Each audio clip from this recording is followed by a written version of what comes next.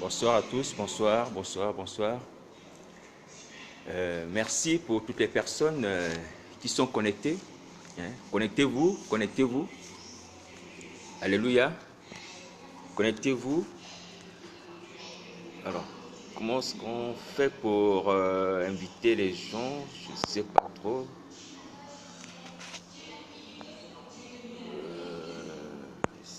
Alors, je vais inviter les gens.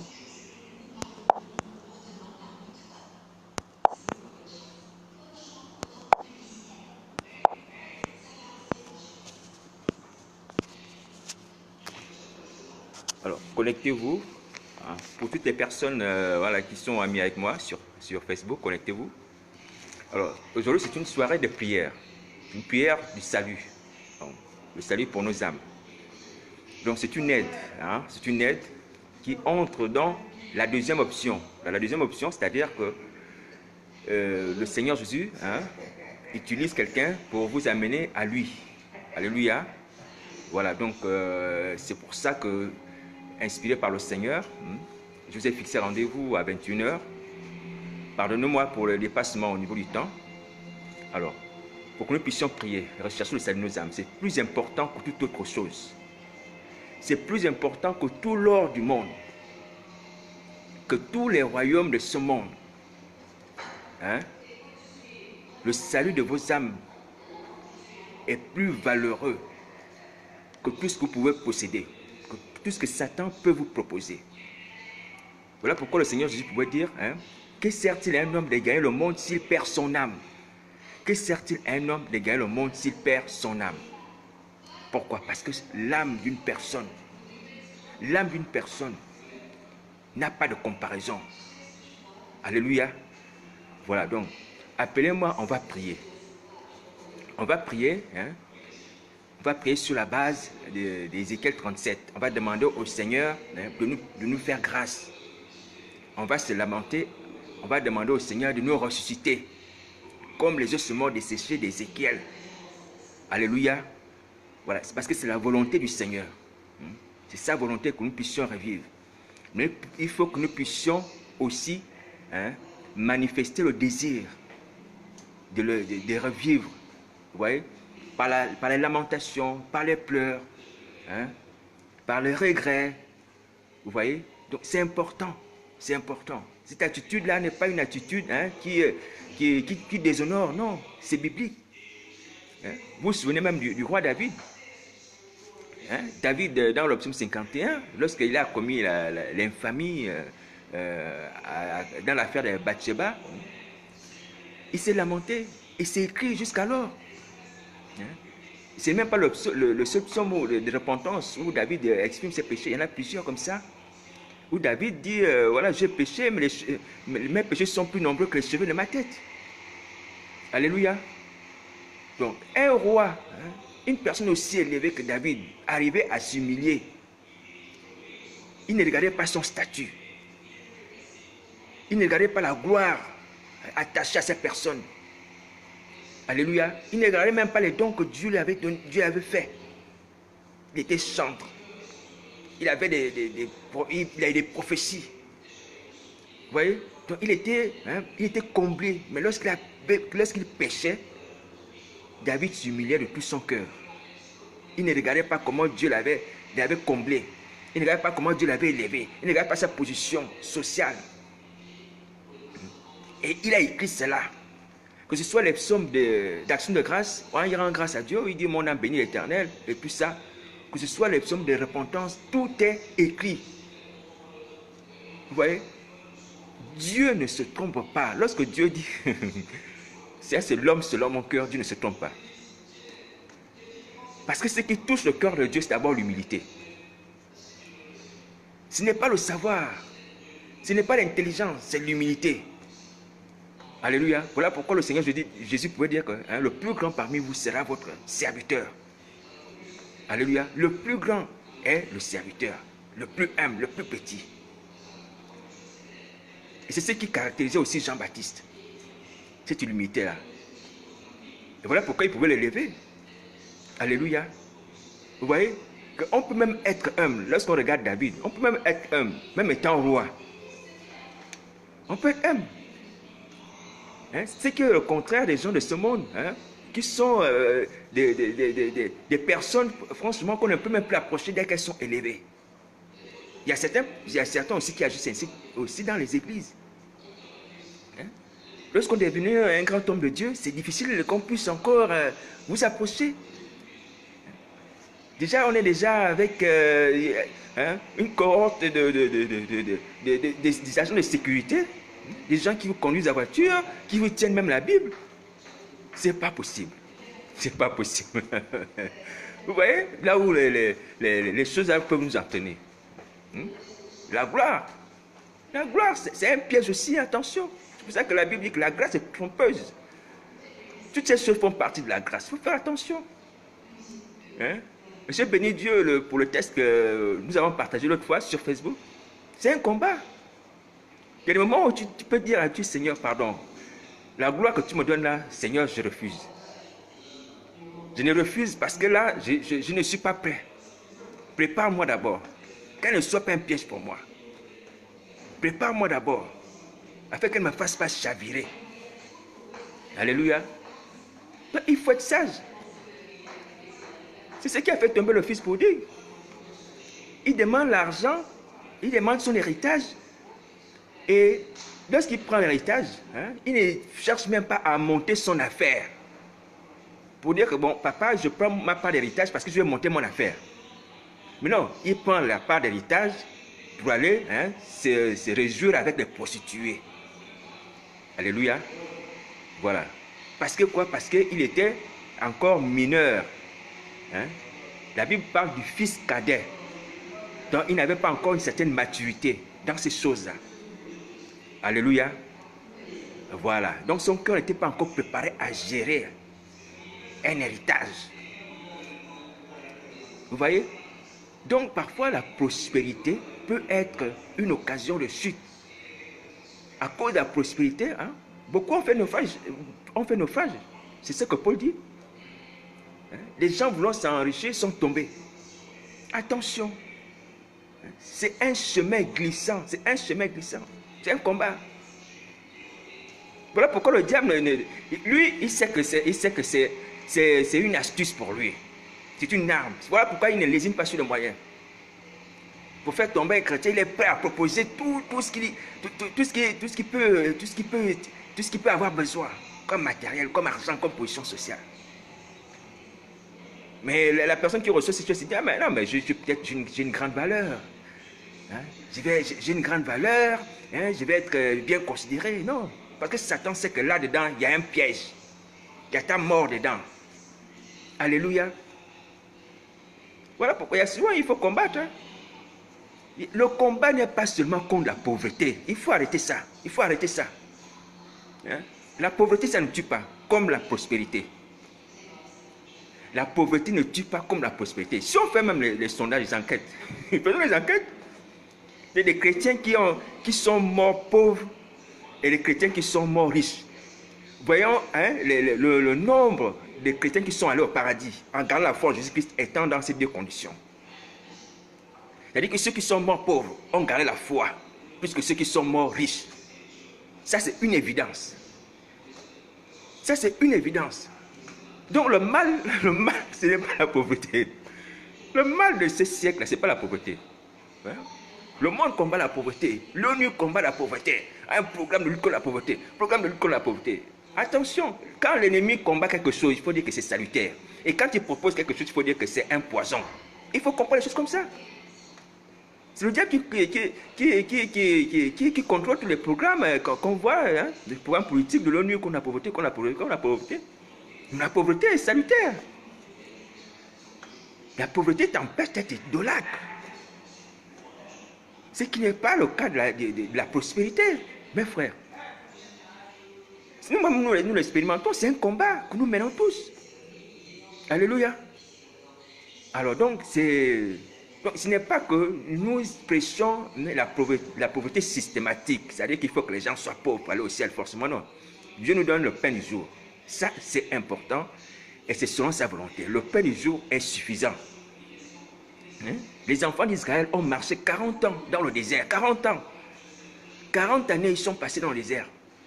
Dieu les nourrissait. La manne du ciel, des cailles. Et la Bible dit même que les vêtements qu'ils portaient ne se sont pas usés, ni les chaussures. Est-ce que vous réalisez cela? Les vêtements qu'ils portaient, ni les chaussures ne sont pas usés pendant 40 ans. Donc une seule tenue comme ça, pendant 40 ans. Mais c'est prodigieux. Et ces choses, Dieu est capable encore de les faire aujourd'hui. Mais nous voulons accumuler, pensant que c'est le fait d'accumuler qui nous va mettre à l'abri du besoin. Non. Ce n'est pas le fait d'accumuler. Hein. Même Dieu multiplie le peu. Le peu que tu as, Dieu multiplie ça. Hein? Vous vous souvenez de l'épisode de l'huile de la veuve? L'huile de la veuve qui a été multipliée par le prophète Élisée. Alléluia. Donc il ne faut pas craindre ces choses-là. Ce sont des tromperies de l'ennemi, surtout quand on va au ciel. On va au ciel. On s'en va. On s'en va. On quitte le monde là. On s'en va. Alléluia. Jésus-Christ revient. On va monter dans les airs. Il nous prépare des places là-bas. Dans son royaume, nous avons des places. Et ce monde va terminer. Il y a une nouvelle terre et un nouveau ciel qui arrivent. Donc lorsque quelque chose nous embête et nous empêche d'être agréable au Seigneur, il faut se débarrasser. Tu vas partir. Il faut faire ça dans la prière. Je sais que ce n'est pas évident, mais c'est dans la prière. Parce que l'ennemi attaque d'abord le mental. Il sème les désirs dans le mental. Il ne présente pas simplement les désirs comme ça devant les yeux des gens, non. Il travaille aussi le mental, il travaille aussi l'esprit, l'âme de la personne, afin que la personne soit accrochée au matériel qu'il va lui proposer. Voilà pourquoi aussi nous devons travailler spirituellement pour que la prière éloigne des désirs comme ça, là. Des désirs portés sur les choses de la terre, les choses qui passent. Alléluia. Voilà. Et Paul pouvait dire que ceux qui usent du monde soient comme les gens pas le monde. Ceux qui utilisent les choses de ce monde-là le fassent avec indifférence, sans attacher leur cœur à fond. Tu as un iPhone, on t'a volé ça. Tu vas crier sur le toit. Tu vas porter plainte à la police. Pourquoi? Parce que ton cœur est attaché. Tu as un iPhone, même si ça t'a coûté 500 €, 400 000 francs CFA à peu près. Mais c'est pas grave. Si ton cœur n'était pas attaché, c'est pas grave. Peut-être c'est un bon débarras aussi pour toi. Alléluia. Alléluia. Donc il ne faut pas s'attacher à ces choses. C'est ça le piège. C'est ça le piège. Et Paul dit même qu'à ceux qui sont mariés, qui sont même comme n'étant pas mariés. C'est Paul qui dit ça. Hein. Il dit parce que à cause des tribulations et parce que, à cause des tribulations. Parce que le diable se sert de toutes choses. Même des choses qui sont permises comme des choses qui sont interdites. Alléluia. Le mariage est permis, mais il utilise encore le mariage comme arme pour nous faire tomber. L'argent est permis, mais il utilise encore l'argent pour nous faire tomber. Comme il faut pour raison, l'alcool et toutes ces choses-là. Alléluia. Donc on doit être vigilant, surtout que nous on s'en va. Les apôtres, Pierre, Paul, ils pensaient qu'eux ils allaient vivre l'enlèvement. Ils pensaient qu'ils allaient vivre les fins des temps. Même si à un moment ils ont prophétisé, mais ce qu'ils ont prophétisé là, c'est nous qui les vivons aujourd'hui. Alléluia. C'est nous qui vivons ces choses. Donc la génération de la fin là, c'est nous. Donc, et comme nous sommes la génération de la fin, nous devons nous préparer à l'enlèvement par la sanctification, par la crainte de Dieu, par l'amour de Jésus-Christ, par le dépouillement. Alléluia, soyons simples. C'est un combat de tous les jours. Soyons simples. Soyons simples. Aimons Jésus. N'aimons pas le monde. Aimons le royaume des cieux. Recherchons les choses en haut. Le monde là va passer. Les maisons que vous voyez, même belles villas ou quoi que ça va passer. Même si quelqu'un finit de construire sa villa qui va coûter des millions, qu'est-ce qui s'est dit que le jour que tu as fini de construire, tu vas l'habiter? La mort peut t'atteindre. C'est ce que le Seigneur Jésus disait, que la vie d'un homme ne dépend pas de ses biens. La vie d'un homme ne dépend pas de ses biens. C'est Dieu qui tient ton souffle entre ses mains. Alléluia. Donc ne mets pas ta confiance sur les biens matériels. Ça peut partir d'un moment à l'autre et tu peux les délaisser. Alléluia. Et tu auras fait le fanfaron, tu auras abandonné l'église, tu auras fait plein de dégâts, l'arrogance, parce que tu as l'argent. Tu vois? Donc c'est une perte énorme.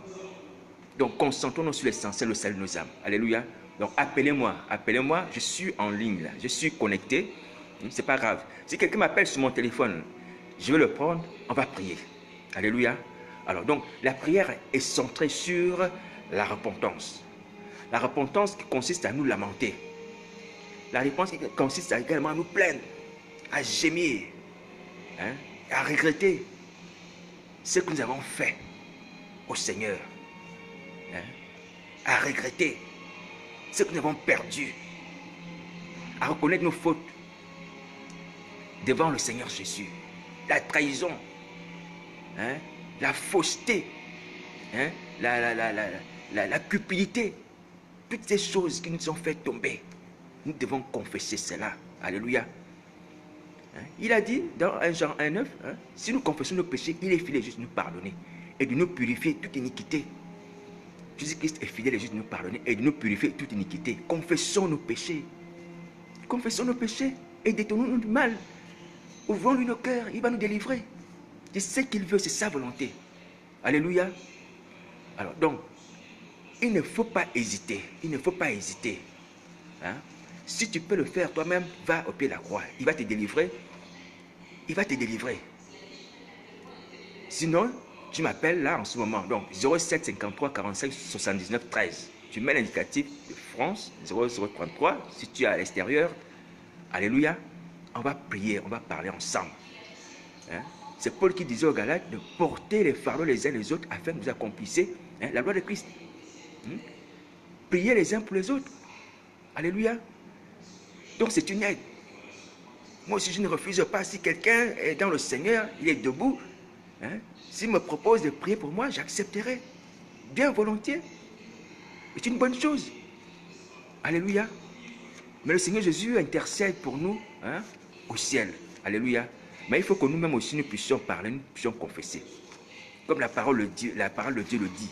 Que si tu confesses de ta bouche au Seigneur Jésus, si tu crois dans ton cœur que Dieu l'a ressuscité de mort, tu seras sauvé. Donc Romains 10, 9. Toi-même aussi tu dois confesser. Toi-même aussi tu dois parler.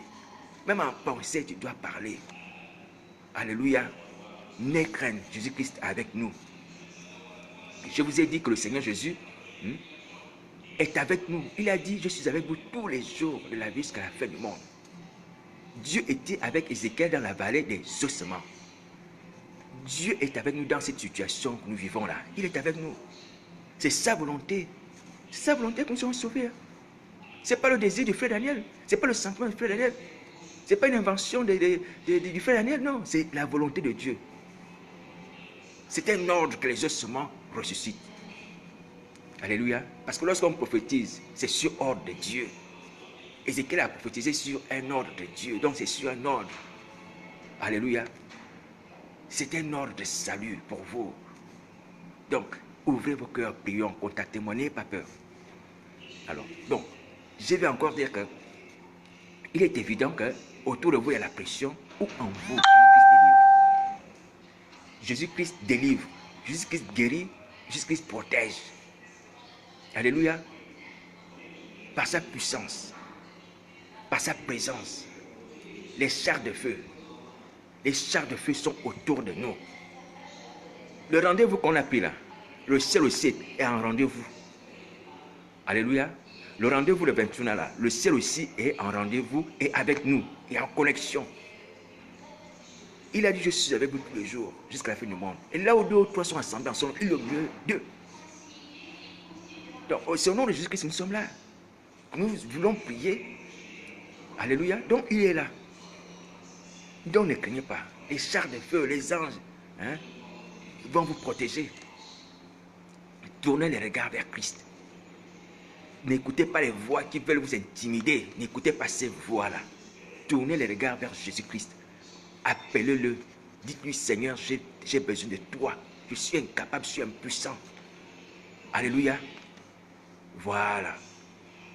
Alors, il faut avoir le réflexe d'invoquer Jésus-Christ. Ne combattez pas par vous-même. Vous ne pouvez pas vous en sortir. Vous ne pouvez pas vous en sortir.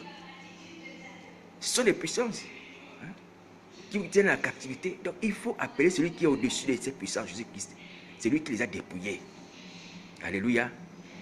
Alléluia. Voilà. Ou alors en mangeant sa chair, en buvant son sang, on peut aussi être délivré. Parce que là aussi, c'est une puissance qui est au-dessus de la puissance de Satan.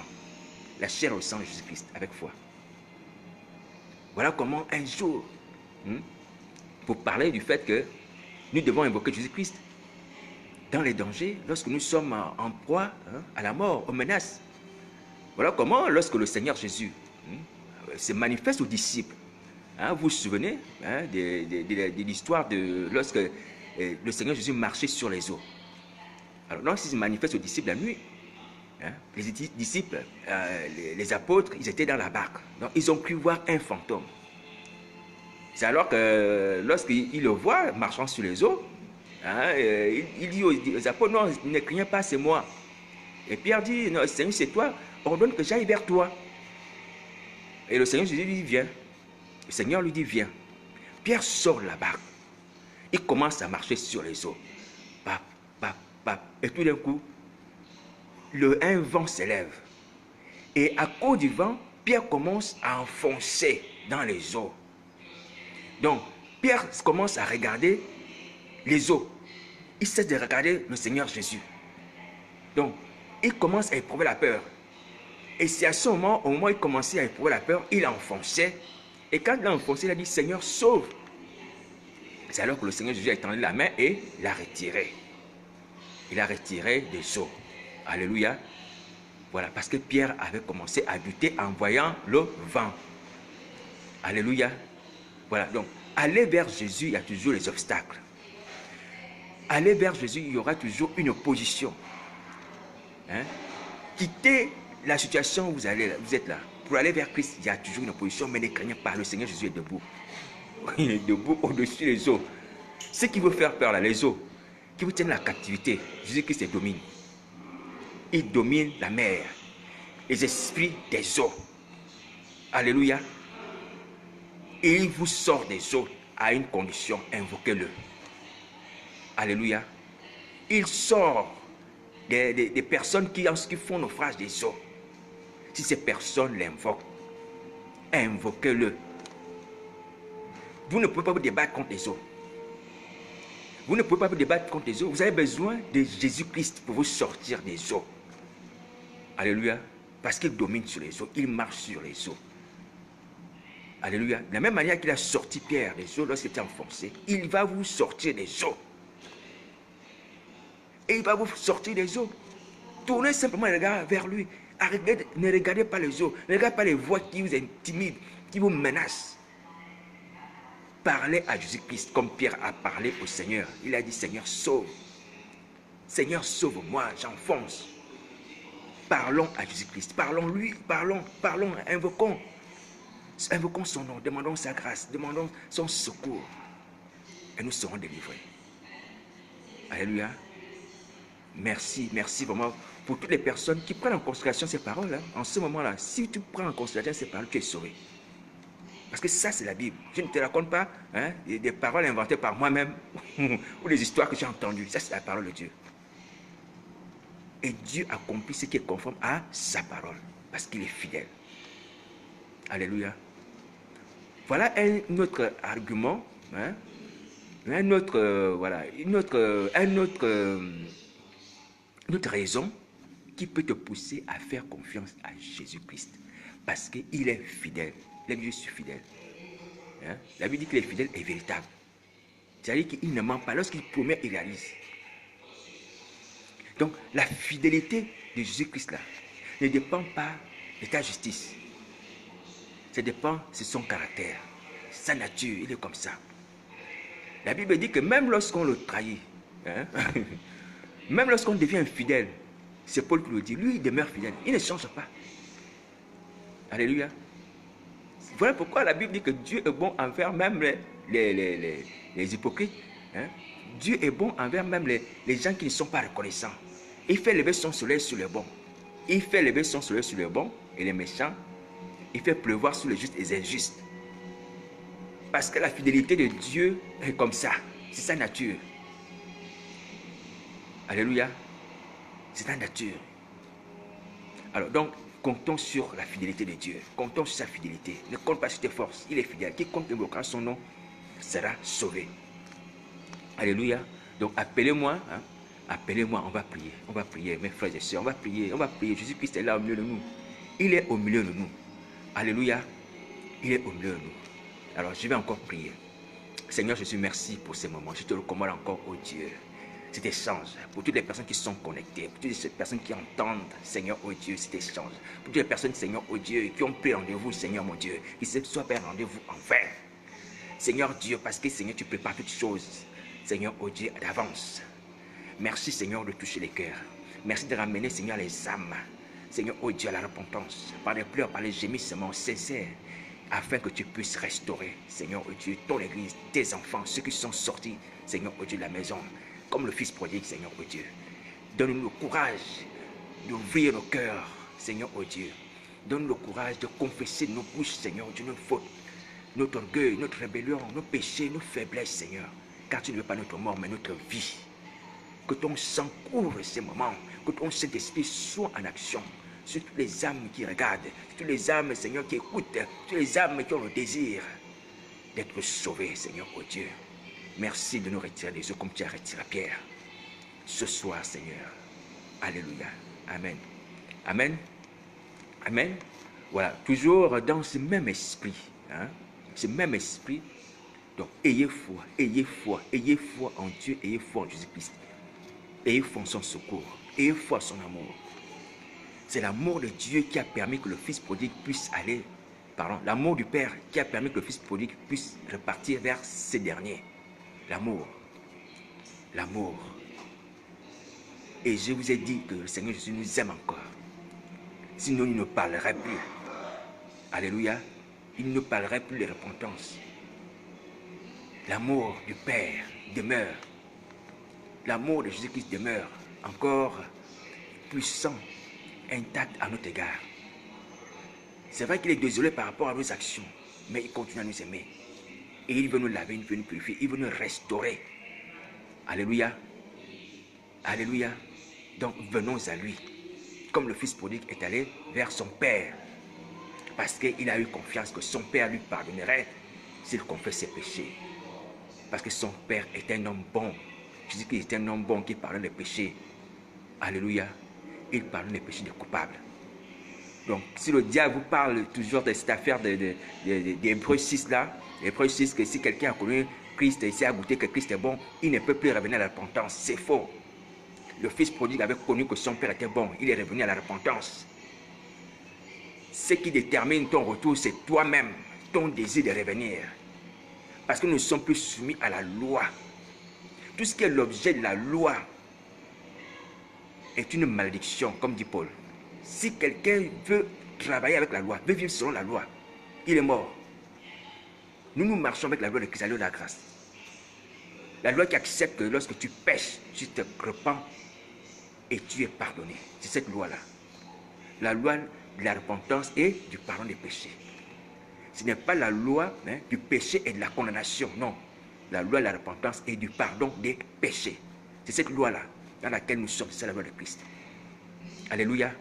Voilà, parce que Dieu ne peut pas réfréner, Dieu ne peut pas étouffer, Dieu ne peut pas fermer l'oreille à une âme qui se répand sincèrement comme le Fils prodigue.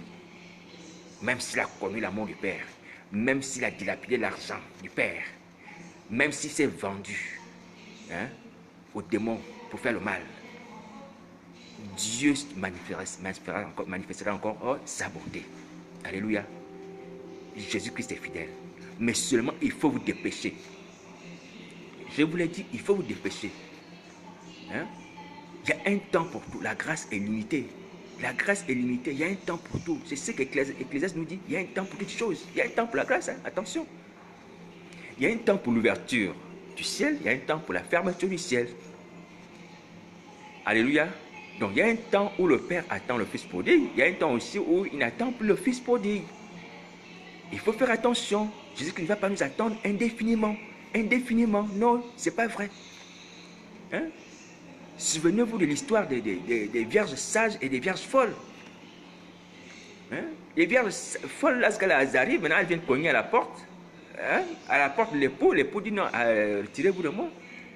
C'est trop tard, j'ai fermé la porte. Alléluia. Lorsqu'il vient de cogner, l'époux dit non, c'est trop tard. J'ai fermé la porte. Il y a un temps pour tout. Attention. Et ça, c'est le temps de la grâce. Il faut profiter. Il faut profiter de cela. Sauvez vos âmes. C'est plus que tout. Alléluia. Voilà. Alors, donc, toujours dans cet esprit. En attendant que quelqu'un m'appelle. En attendant que quelqu'un me contacte. Pour qu'on puisse prier, on va continuer à nous exhorter. On va regarder la parole du Seigneur. Alléluia. La parole bienfaisante de Jésus-Christ. Une parole merveilleuse. Qui nous montre à peu près aussi comment nous pouvons faire. C'est un modèle qui va nous aider. Alléluia. Alors donc, il s'agit, on va parler de la repentance de Pierre. Mais en parlant de la repentance de Pierre, suite à son reniement. Alléluia. Donc on va voir la repentance de Pierre suite à son reniement. Donc il y a deux aspects. C'est vrai que le premier aspect, c'est le reniement. Le deuxième aspect, c'est la repentance. Mais le plus important de ces aspects, c'est la repentance. Alléluia. Parce que tous nous avons renié le Seigneur comme Pierre.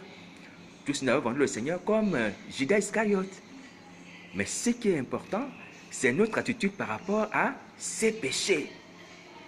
Alléluia. Comment nous réagissons après avoir commis ces péchés? Est-ce qu'on se répand comme Pierre? Ou est-ce qu'on va se prendre comme Judas Iscariote, dire non, j'ai trop péché, Dieu ne peut pas me pardonner, Dieu ne peut pas m'aimer? Non, non, non, non, c'est impossible. Non. Alléluia. La grâce de Dieu est au-dessus de nos péchés. La grâce de Dieu. Alléluia. Alors donc, appelez-moi, on va prier le Seigneur. Jésus-Christ est fidèle. Il est fidèle. Il est fidèle. Et cette pensée-là, je l'ai eue aujourd'hui, la fidélité du Seigneur. C'est vrai qu'il m'a déjà parlé de ça, de sa fidélité. Moi aussi, j'ai besoin de me connecter parfois à certaines choses qui concernent le Seigneur. Je suis un homme de la même nature que vous. Donc, je bénis le Seigneur pour m'avoir rappelé sa fidélité. Donc, tu as besoin de la fidélité de Jésus-Christ. Et quand tu comptes sur la fidélité du Seigneur Jésus, tu as la paix. Tu as la paix. Franchement, tu as la paix. Tu as la paix. Même si ce que tu demandes, tu ne vois pas là, mais tu sais que Jésus-Christ est fidèle. Il accomplira. Tu sais que ce qu'il demande est conforme à sa volonté, il accomplira. Alléluia. Voilà, donc on va regarder donc la repentance de Pierre. Voilà, donc après le reniement. Mais on va commencer par voir le reniement. Alléluia. Donc, c'est une histoire qui nous est à salut. Alors, donc, excusez-moi un peu parce que je crois que, comme il fait nuit, et que les écrits sont petits, voilà pourquoi il m'arrive souvent, si vous avez remarqué, j'ai souvent du mal à lire, parce que les écrits sont petits. Ma Bible, elle a des petits caractères. Alors, je ne sais pas si je vais arriver à bien voir. Alors, donc, pardonnez-moi un peu ce tort. Alléluia. Donc, le reniement de Pierre, nous allons regarder l'évangile de Luc. Luc, chapitre 22. Là, je ne vois même pas le verset 54. Pardonnez-moi si je me trompe dessus, parce que je ne vois pas très très bien là. Alléluia. Alors, donc Luc, chapitre 22, verset 54. Donc, alors, j'ai la parole du Seigneur. Donc, après avoir saisi Jésus, donc le Seigneur Jésus vient d'être saisi, arrêté dans le jardin de Gethsémane. Après avoir saisi Jésus, ils l'emmenèrent et le conduisirent dans la maison du souverain sacrificateur.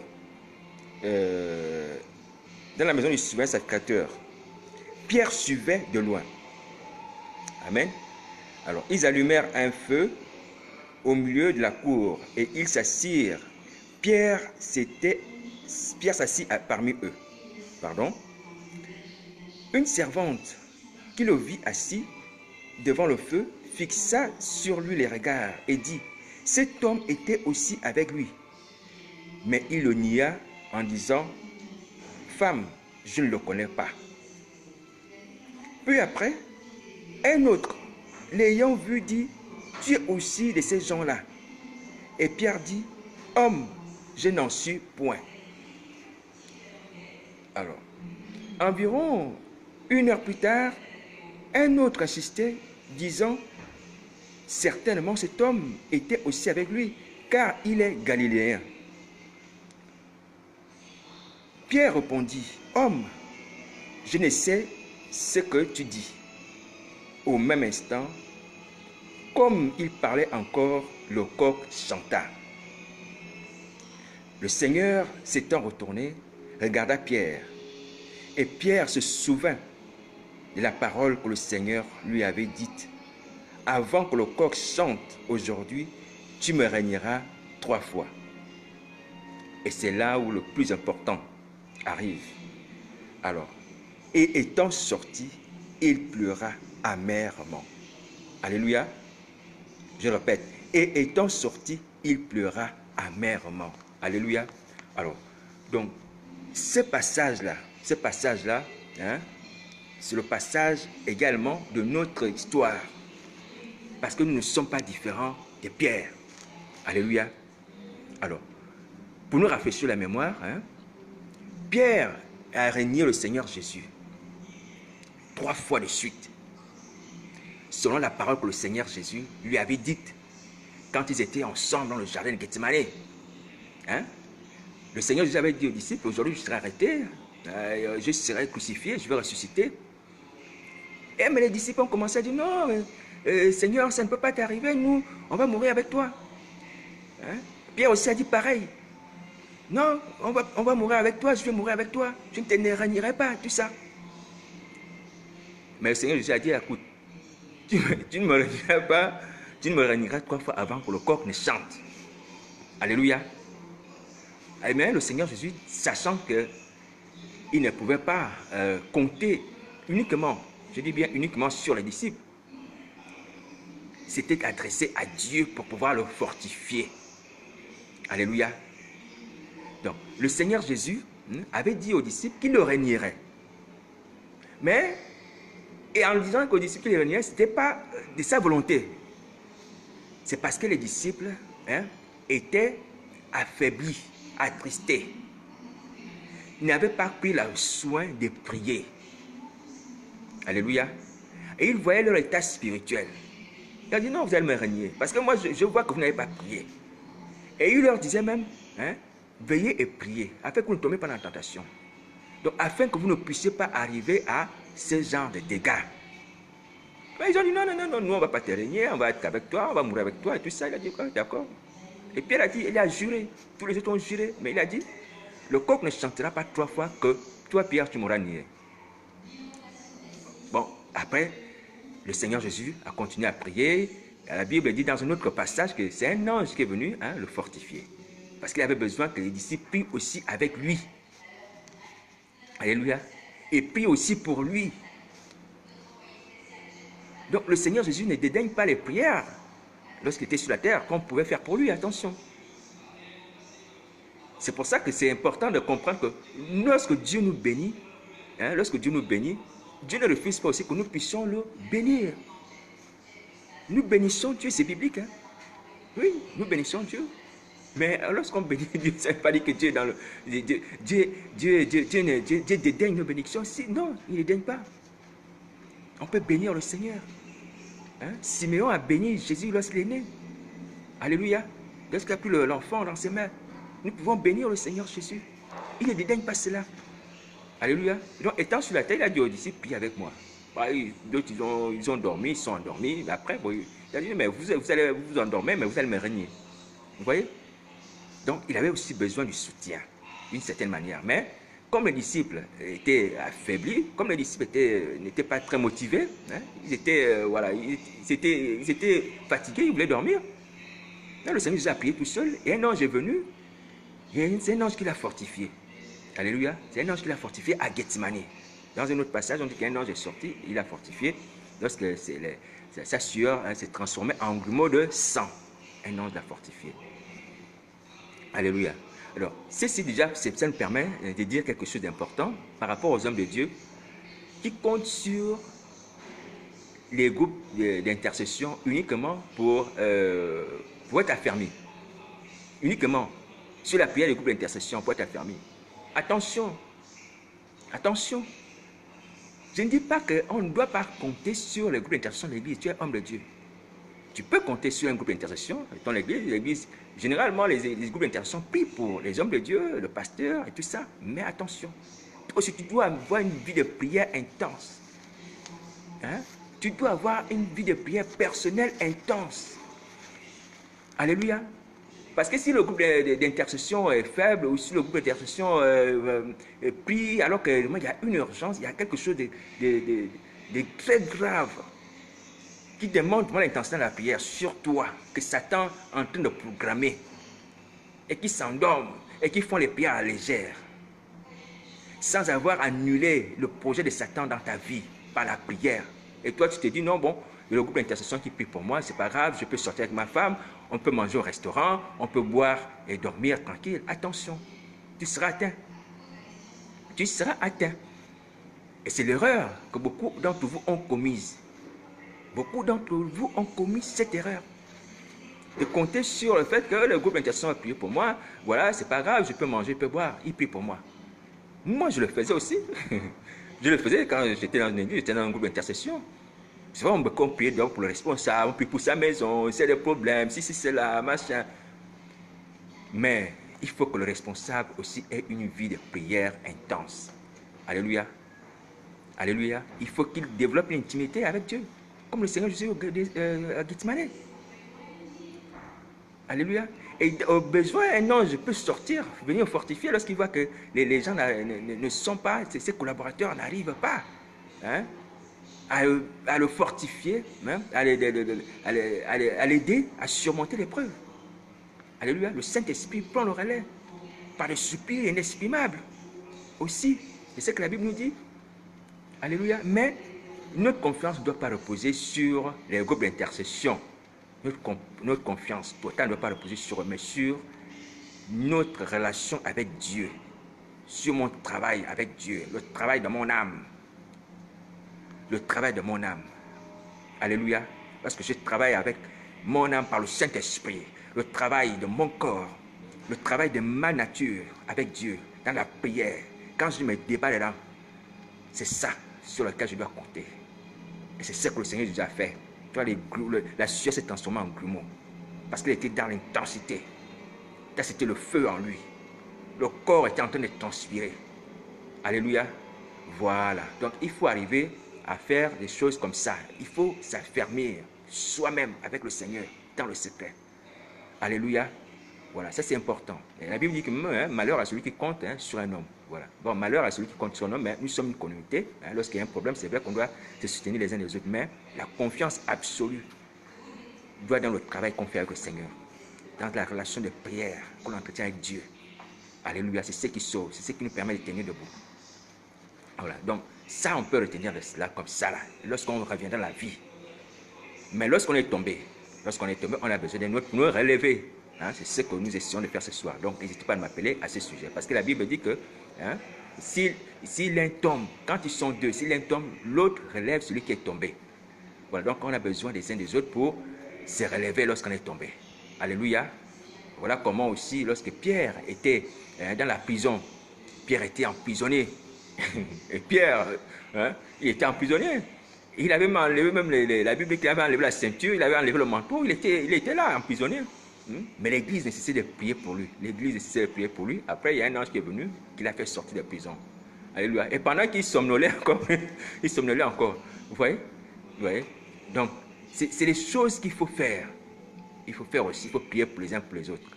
Mais l'homme de Dieu, il doit développer une activité personnelle, intense avec Dieu, spirituelle, dans la prière, dans le jeûne, le secret. Alléluia. Lorsque vous allez revenir à la vie, et je prie que ce soit le plus tôt possible, c'est des choses que nous devons pratiquer. Vous voyez, le maître, comme il l'a fait, c'est l'exemple. À Gethsemane, les disciples s'endorment. Mais frappés de quoi? Frappés d'assoupissement. Parce que l'ennemi, c'était le temps, l'heure des puissants des ténèbres. C'était l'occasion de Satan. Alléluia. Mais le Seigneur Jésus a dit, bon, vous n'avez pas pu prier avec moi 1 heure. Même 1 heure, c'est pas grave. Il a prié lui-même. Alléluia. Il a surmonté l'épreuve de Golgotha. Alléluia. Alors, donc, le Seigneur Jésus, ayant averti les disciples qu'il faut prier pour que nous ne tombions pas dans la tentation, ils n'ont pas pu le faire. Et on voit le résultat, le reniement de Pierre, la fuite des autres disciples. Parce que Pierre, bien qu'on puisse remarquer qu'il a renié, Pierre a quand même suivi le Seigneur. La Bible nous dit que Pierre suivait de loin Jésus-Christ. Il était avec un autre disciple. Dans le récit de Matthieu, on dit qu'il était avec un autre disciple, il suivait Jésus-Christ pendant son arrestation, pendant son procès la nuit. Mais à ce moment-là, certains avaient déjà pris la fuite. Alléluia. Voilà. Donc, même si Pierre, à un moment donné, renie son maître, même si Pierre, à un moment donné, dit « Je ne connais pas cet homme », 3 fois de suite, mais on peut quand même lui reconnaître le fait que lui, il a quand même suivi Jésus-Christ. Alléluia. Il a quand même suivi, lorsque les autres sont partis, il a quand même suivi Jésus-Christ, de loin, mais en cachette, pour voir ce qui va arriver à son maître. Alléluia. Et on peut encore remarquer que Pierre, dans le jardin de Gethsemane, il est celui qui a sorti le couteau. Lorsqu'on a voulu arrêter le Seigneur, il a sorti le couteau. Il a coupé l'oreille de Malchus. Alléluia. Pour défendre le Seigneur Jésus. Donc, les autres n'ont rien fait pour défendre le maître, mais Pierre l'a fait. Même s'il l'a fait de façon instinctive et charnelle, mais il a quand même posé un geste de bravoure. Alléluia. Qui n'était pas, qui était contraire à la prophétie, c'est vrai, que le Seigneur devait être arrêté, qu'il ne fallait pas s'y opposer. Mais dans si on considère la chose de façon sentimentale, on va voir que c'était une forme d'attachement à Jésus-Christ. Alléluia. Et voilà pourquoi maintenant on va voir que le Seigneur Jésus va lui dire que Pierre même tue plus que les autres à la fin, à la résurrection, quand il va se manifester. Ouais.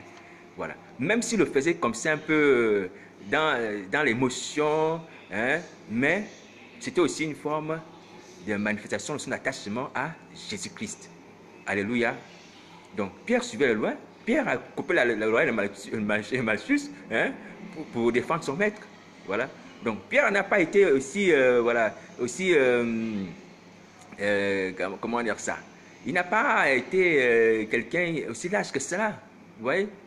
Il y a quand même eu des gestes, il y a quand même eu une attitude de bravoure qui peuvent être à son égard considérées comme des circonstances atténuantes, alléluia, même par rapport à son acte. Mais on ne l'excuse pas, le reniement. Alléluia. Voilà. Alors donc, mais dans tous les cas, Pierre a eu tort et tous les autres aussi ont eu tort. Parce qu'il devait écouter ce que le Seigneur Jésus leur avait dit. Il faut prier. Il fallait prier afin qu'on ne tombe pas dans la tentation. Alors, la prière préserve la tentation. La prière, ce n'est pas la prédication. C'est la prière qui nous donne la force de surmonter les tentations. C'est ce que le Seigneur Jésus a dit à Pierre et aux apôtres. Veillez et priez afin que vous ne tombiez pas dans la tentation. Parce que l'esprit est faible, la chair est faible et l'esprit est bien disposé. Alléluia. Donc, tu es un prédicateur, tu prêches la parole. Tu prêches bien la parole. Tu peux prêcher pendant des heures. Mais si tu ne pries pas, tu vas tomber. Dès que le diable va envoyer l'une de ces sirènes-là, pouf, tu tombes. Pouf, tu tombes. Parce que au-dedans de toi, tu n'es pas rempli. C'est la prière qui te fait remplir, qui t'alourdit spirituellement. Alléluia. La prière t'alourdit. Elle te donne du poids, la puissance. Parce que c'est la connexion avec Dieu, le ciel. C'est ça le mystère de la prière. Prêcher sans prier là, ça entraîne toujours les dégâts. Vous-même, vous avez des exemples autour de vous. Des grands prédicateurs qui sont tombés, on se demande comment. Parce que l'absence de vie de prière. Qui prêche bien, mais il ne prie pas. Il faut prêcher et il faut aussi prier. Alléluia. Voilà. Donc le Seigneur Jésus a raison. Il a raison. Donc les apôtres, comme nous aussi, à un moment donné, nous sommes tombés, c'est parce que nous n'avons pas prié, nous n'avons pas veillé. Mais on voulait toujours prêcher, Et même lorsque tu as prêché, tu n'as pas prié. Même si tu as prêché aux prostituées, tu n'as pas prié. Les positions, les esprits qu'elles ont là, elles vont te faire tomber. Ta Bible va se retrouver sous un matelas. Ta Bible que tu as amenée va se retrouver sous le matelas. Alléluia. Donc il faut faire attention. Donc pour que la Bible se retrouve plus sur le matelas, il faut prier. Alléluia. Voilà, que Dieu nous aide. Alléluia. Bon, voilà. Donc, le Seigneur dit aux disciples, il faut prier. Il faut prier. Il faut prier afin qu'on ne tombe pas dans la tentation. Alors, donc, C'est la prière qui nous préserve de tous les dangers. La prière. La prière. La prière qui nous sauve. Invoque le Seigneur. La prière. Invoque le Seigneur, tu seras sauvé. C'est la prière. Confesse tes péchés, la prière. Résister au diable, c'est la prière qui nous donne la force. La prière te donne la force de ne pas aimer les choses du monde lorsque Satan te les présente. Après, tu lui présentes l'épée, l'esprit et la parole. Alléluia. La prière met Satan à distance parce que Satan sait que tu pries. Quand il prie, il voit spirituellement que tu brilles comme une flamme de feu. Alléluia. Il voit que tu brilles spirituellement comme une flamme de feu. Mais après, il faut aussi user de la parole. Ce n'est pas seulement la parole, il faut user de la prière et de la parole. Les deux vont de pair. Lorsque le Seigneur Jésus était dans le désert, le diable était là, il regardait comment le Seigneur Jésus priait. Il gênait, mais il était à distance. Pourquoi? Parce que là, c'était un feu. Et lorsqu'il a fini, c'est alors qu'il est arrivé. Alléluia, c'est alors qu'il est arrivé. Et là, le Seigneur Jésus a combattu. Il a vaincu, parce qu'auparavant, il avait prié. Il était dans le jeûne. Alléluia. Voilà, donc quand tu as fait le jeûne, tu utilises la Bible, là tu as le succès. Mais toi, tu veux utiliser la Bible, tu veux utiliser les promesses, tu veux utiliser l'épée, tu n'as pas prié, tu vas échouer. Alléluia. Il faut prier avant, il faut prier en même temps que tu utilises la Bible. Les deux vont de pair. Alléluia. Voilà. Alors, donc le Seigneur Jésus a dit aux disciples, il faut prier pour que nous ne tombions pas dans la tentation. Mais ils n'ont pas obéi. Ils sont endormis. Ils se sont endormis. Ils se sont endormis parce que l'ennemi les avait frappés d'assoupissement. Parce qu'il faut comprendre cela. Nous sommes dans l'heure des ténèbres. Le Seigneur Jésus va dire quand les gens vont venir arrêter que cette heure est l'heure la puissance des ténèbres. Donc le temps où Jésus-Christ ouvre la porte à l'ennemi pour pouvoir l'attaquer. Parce qu'avant, il ne pouvait pas faire cela. Alléluia. Voilà. Parce qu'il fallait que la prophétie s'accomplisse. La prophétie disait que je frapperai le berger et les brebis seront dispersées. Alléluia. Mais ça ne veut pas pourtant justifier le fait qu'on puisse le régner. Mais c'est parce que Dieu avait vu ça d'avance, que les disciples seraient faibles. Parce que Dieu voit les choses de loin. Alléluia. Il dit qu'il voit ça de loin, donc il peut profiter que toi tu vas faire comme ça. Mais ce n'est pas de sa volonté, mais il sait que c'est ce que tu vas faire demain, après-demain, quand une situation comme ça va arriver. Et c'est ce que le Seigneur dit à Pierre. Que quand on va m'arrêter, tu vas me régner 3 fois avant que le coq ne chante. Parce que je vois déjà ta situation là, tu ne pries pas. Il ne voulait pas, mais il a dit parce qu'il voit qu'il ne priait pas. Alléluia. Et la parole s'est accomplie. Et donc ça veut dire que Pierre, par sa prière, il pouvait annuler la prophétie du Seigneur Jésus sur le fait qu'il allait le régner 3 fois. Alléluia. Il pouvait annuler cela parce qu'il faut savoir une chose, c'est que Dieu ne permet pas que le mal nous atteigne, que nous puissions pratiquer le mal. Dieu ne permet pas cela. Lorsqu'on est conscient qu'il y a un mal qu'on va pratiquer, ou il y a une faiblesse qui va arriver, on va dire, ah mais comme Dieu l'a annoncé, donc je rentre dedans, parce que c'est biblique. Non, non, non, non, faut pas, c'est des choses, Dieu ne sont pas comme ça. Il voit d'avance parce qu'il voit que toi, tu n'as pas fait d'abord un travail. Et donc, c'est ce qui va arriver comme conséquence. Tu vas tomber, tu vas échouer, tu vas régner. Donc, toi, annule ça déjà maintenant. Alléluia. Annule ça. En plus, c'est une faiblesse. Hein?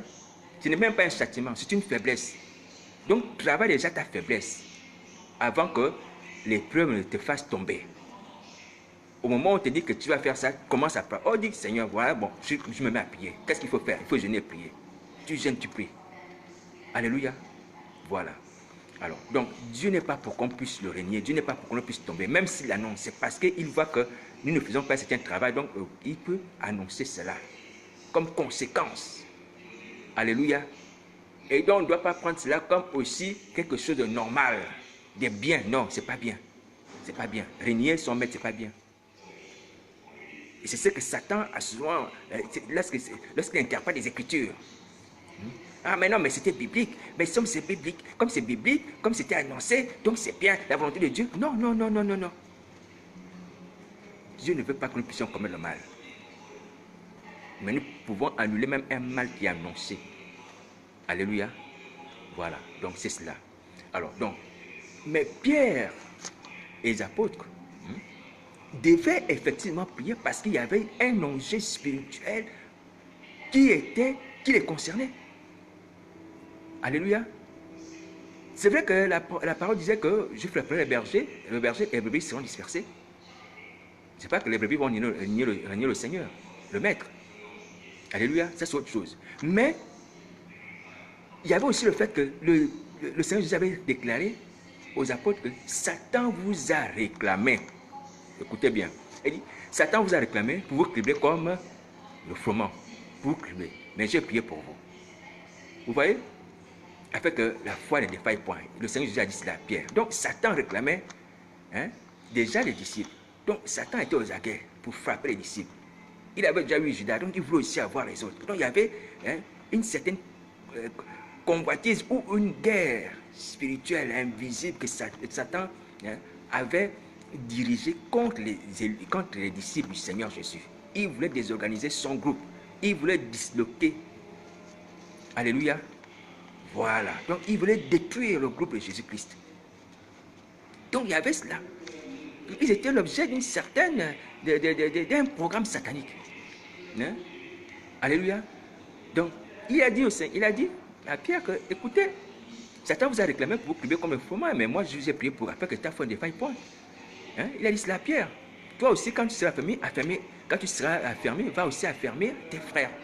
Hein? Va aussi les fortifier. Voilà. Donc c'était comme ça. Donc le Seigneur Jésus lui-même n'était pas simplement objet de toutes les tentations de Satan, mais aussi les disciples.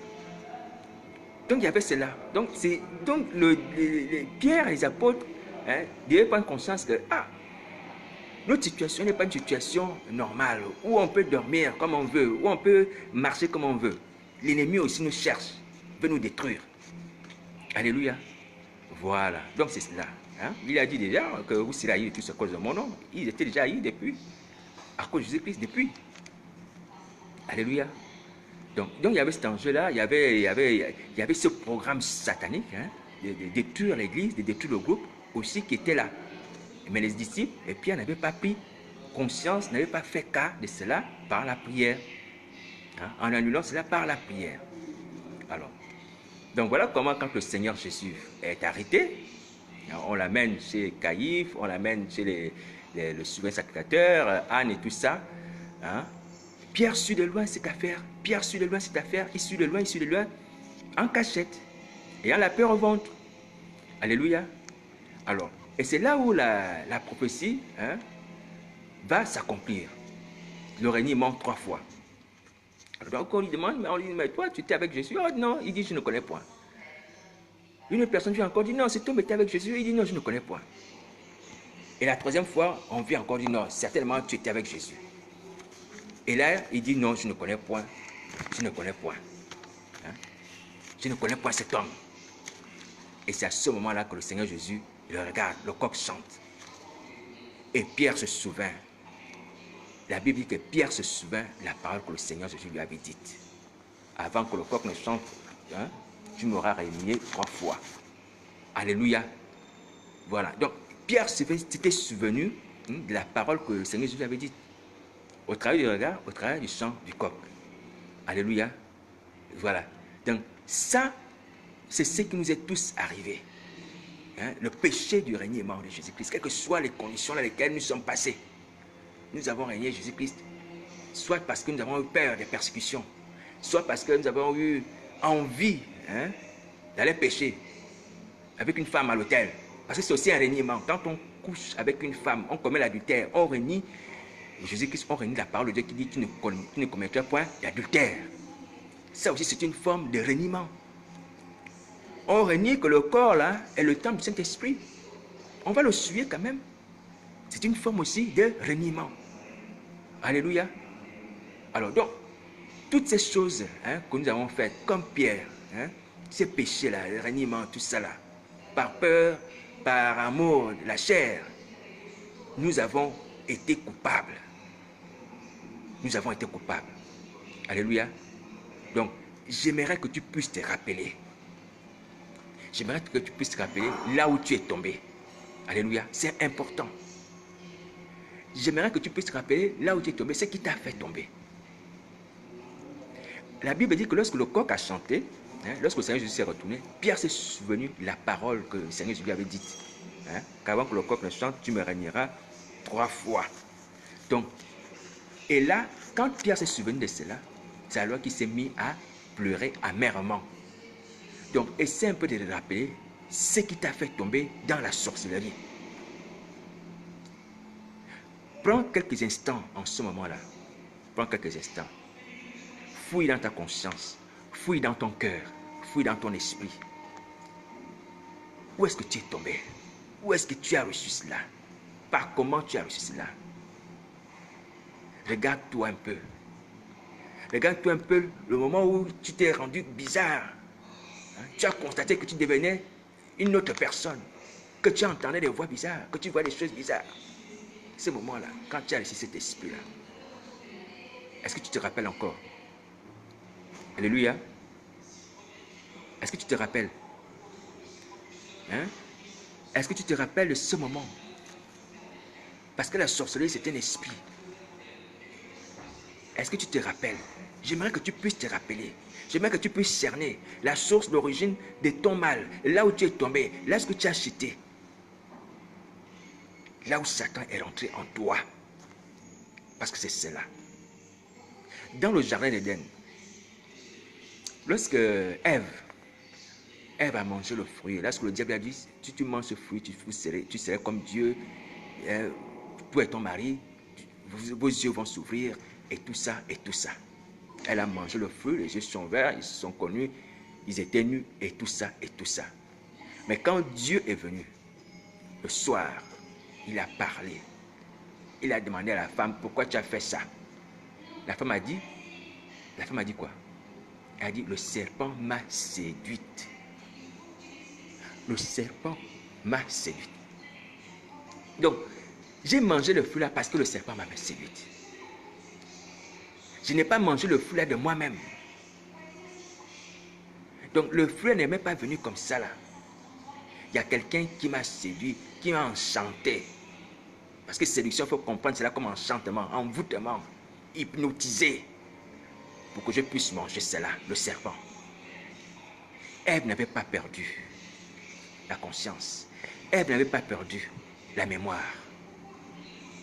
Ève s'était souvenue de ce qui s'est passé pour qu'elle puisse pécher. Parce que le même péché dans lequel aussi beaucoup d'entre vous êtes, le péché de la sorcellerie. On n'oublie pas là où on a reçu la sorcellerie. Ce qui s'est produit pour qu'on puisse savoir. Ce soit peut-être par la naissance. La maman, quand on est né, on a commencé à voir des choses bizarres à un certain âge. J'apprends même que certains disent que parfois on a un sorcier inconscient, après il faut activer pour que les yeux s'ouvrent et tout ça. Je ne sais pas exactement comment ça se passe. Mais dans tous les cas, vu que vous vivez cela, donc vous avez plus de connaissances que nous par rapport à ces domaines. Alléluia. Voilà, donc, souviens-toi de comment tu as reçu cela en ce moment-là. Comment ça a pensé dans ton cœur. Et montre à Dieu là où tu es tombé, là où tu as reçu cela. Est-ce que c'est le mariage? Est-ce que c'est les aliments impurs? Parce qu'on arrive aussi à être sorcier parce qu'on mange des choses impures. On arrive aussi à être sorcier parce qu'on a fait un mauvais mariage. Un aliment dont on se doutait pas qu'il était impur, qu'il y avait la sorcellerie derrière. Vous comprenez? Et là, dans le cas même d'Adam et Ève, leur péché est même plus flagrant. Parce que Dieu leur avait déjà dit que c'était un arbre maudit, c'était un arbre mauvais, c'était un arbre mortel. Là. Mais beaucoup, aujourd'hui, ceux qui ont reçu la sorcellerie ont reçu sous la forme des repas, repas agréables dont on ne peut même pas s'en douter. Vous voyez? Ce que le Seigneur Jésus a dit, parle des viandes sacrifiées aux idoles. Donc des viandes normales, une viande au marché, tout ça, mais sacrifiées aux idoles. Donc dedans, il y a des démons et des esprits impurs et sorcellerie. Vous voyez? Donc on ne peut pas forcément, facilement s'en douter. Mais Adam et Ève, eux, ils savaient que ça, c'était un arbre maudit. C'était un arbre mortel. Vous voyez? Donc vraiment, eux, ils n'avaient pas, on ne pouvait pas dire qu'ils pouvaient avoir une circonstance atténuante. Alléluia. On ne pouvait pas dire que ouais, bon, ils ont pris ça par innocence. Non, là, ils savaient que ça c'était mauvais, ils ont mangé. Tu vois, ils ont fait ça consciemment. Alléluia.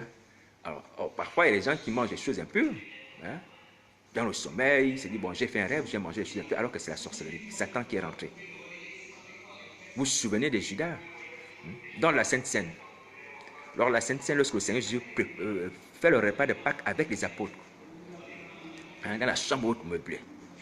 La Bible dit que hein, lorsque le Seigneur Jésus dévoile qu'il y a l'un d'entre vous qui va me livrer, les apôtres demandent, mais qui c'est? Le Seigneur Jésus dit, c'est celui à qui je donnerai le morceau. Et la Bible dit, lorsque le Seigneur Jésus a donné le morceau à Judas, lorsque Judas a pris le morceau, Satan est rentré en lui. C'est écrit noir sur blanc dans la Bible. Lorsque Judas a pris le morceau, Satan est rentré en lui. Alléluia. Donc, par le biais de ce morceau-là, Satan était rentré en lui. Vous voyez? Donc, la sorcellerie était rentrée en lui au travers de ce morceau. Ce morceau de pain ou ce morceau de viande, je ne sais pas. Mais c'était un morceau hein, d'un aliment. Vous voyez? Donc, la sorcellerie vient aussi au travers hein, des aliments ou par l'impudicité. L'impudicité, comme on le sait dans le livre de Proverbes, on le voit le jeune, dans le livre, chapitre 7 de Proverbes, le jeune qui n'est pas averti, qui regarde la prostituée, tout ça, dans le chapitre 7 là, la prostituée qui dit, oh non, mon mari est parti en voyage, machin, viens, on va s'enivrer d'amour et tout ça, paf, une flèche lui perce le cœur, il meurt. Donc tout ce qui est mort, c'est la sorcellerie, la mort. Alléluia, par l'impudicité.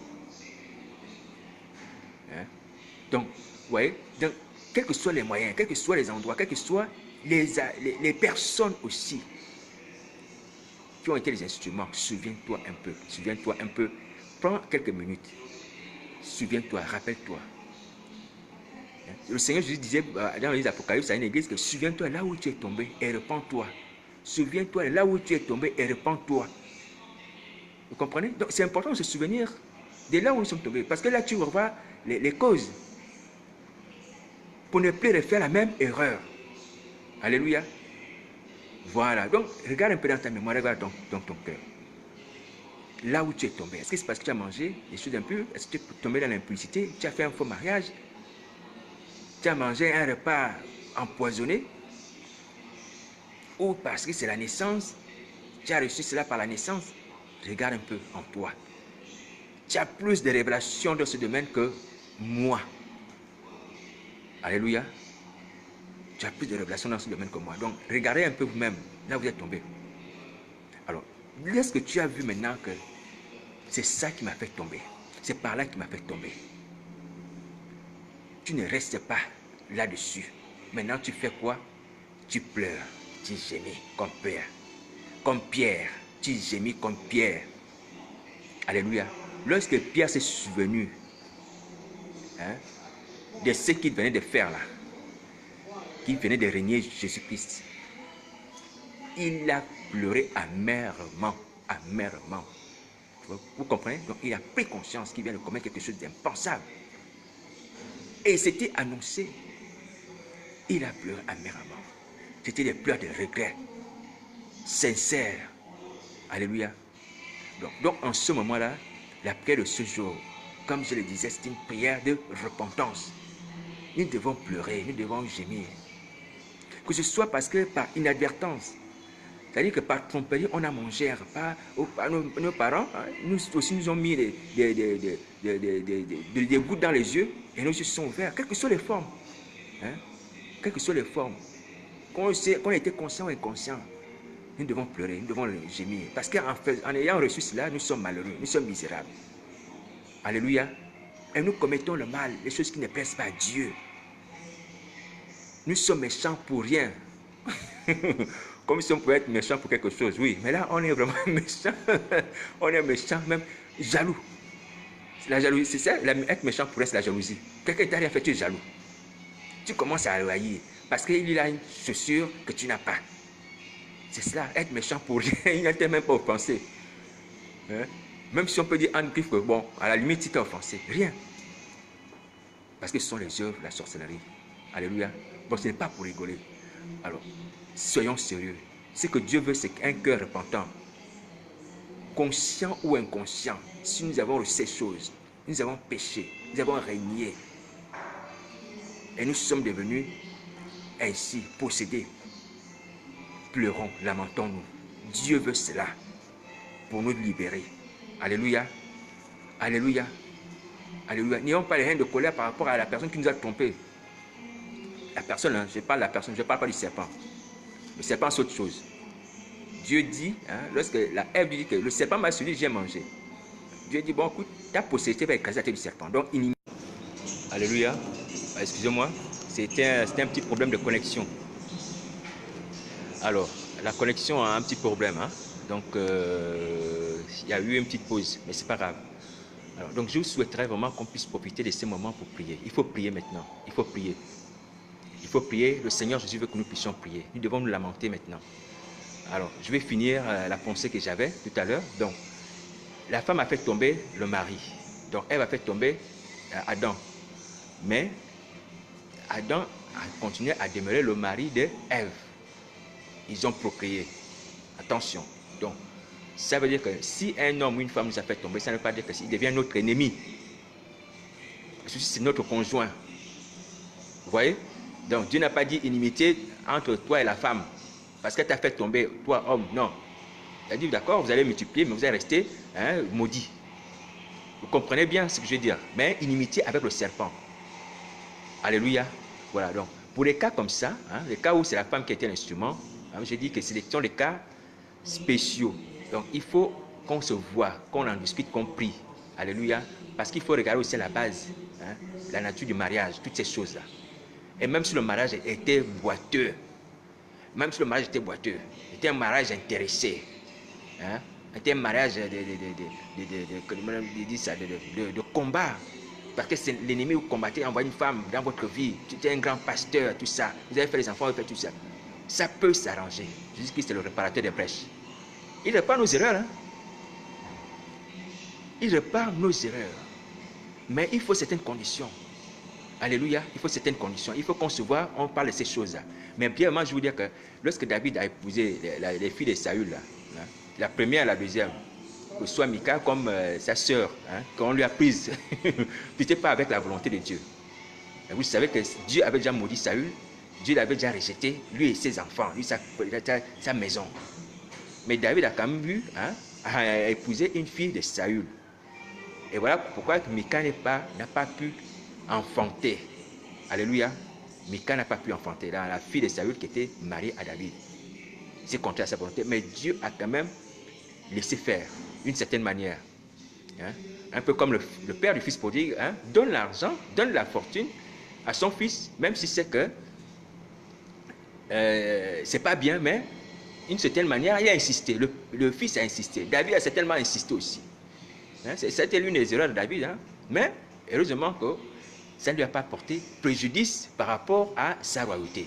Hein? Et Michal a aimé, à un moment donné, même la protéger lorsque son père voulait le faire mourir. Alléluia. Donc il y a des choses comme ça que Dieu laisse souvent, mais c'est des cas rares. Nous ne devons pas rentrer dans ce genre de cas-là. Nous devons d'abord rentrer dans le cas général. Hein? Dans les lois générales. Après, on va voir les exceptions, parce que nous sommes aussi, hein, un peuple de grâce. C'est ce que Paul dit, que même un non converti, quand une sœur marie avec une sœur qui n'est pas convertie, il peut la garder. Donc il y a des exceptions comme ça. Mais alors que généralement, hein, on doit se marier chrétien et chrétien. Vous comprenez? Donc il faut tout discerner par le Saint-Esprit. Dieu est un Dieu de grâce. Alléluia. Voilà, donc priez, hein, prions ensemble ce soir. Donc contactez-moi maintenant, envoyez-moi des messages, soit par écrit, sur Facebook, soit vous m'appelez tout de suite là. Donc moi je suis à votre disposition pour prier. Mais ne restez pas dans votre situation. Donc on va se lamenter, on va prier. Mais il faut que vous manifestez aussi. Vous devez vous manifester. Vous avez vu que les ossements dans la vision d'Ézéchiel, Dieu dit que, hein, parce qu'ils disent, nos ossements sont desséchés. Hein, notre espoir est détruit. Nous sommes perdus. Je vais ouvrir leur sépulcre. Parce qu'ils disent, si tu dis des choses comme ça, si tu as une attitude de repentante, qui confesse, qui reconnaît, que tu es dans la misère parce que tu as péché. Dieu va te délivrer, Dieu va te sauver. Il y aura effet. C'est la seule condition. Il ne te demande pas d'apporter les dîmes, les offrandes ou quoi que ce soit. Que ton cœur soit simplement touché. Que tu dises, Seigneur, j'ai péché, vraiment je suis malheureux, je suis misérable. Sauve-moi de là. J'ai fait une erreur. Ouvre mon cœur, délivre-moi cet esprit impur. Il va quitter. Si on mange la chair et si on boit son sang, Jésus-Christ va rentrer en nous et l'esprit impur va quitter. L'esprit de sorcellerie. Soit par la chair et le sang de Jésus, soit par une parole prophétique, comme Ézéchiel faisait seulement dessécher. Ou comme Pierre et Paul pouvaient chasser l'esprit des pitons dans la vie de la jeune femme qui criait après eux lorsqu'ils étaient en mission. Alléluia. Alors donc, voilà, donc, à cause de la connexion, hein, je vais me positionner sur mon mur, sur ma page Facebook. Alors, donc, je vous attends.